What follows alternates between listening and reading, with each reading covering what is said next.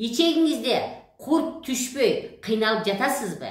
Анда сиз Чингиз хандын рецептин колдонуңуз. Ал кандайча?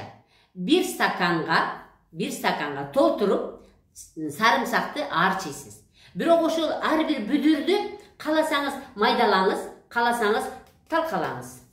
Ошол боюнча чайнабастан жутасыз. Кандайча? Кечинде жатаарда ач карынга 1 стакан чеснокту майдалап, согун арчып кагазга арчып чыгарып коесуз.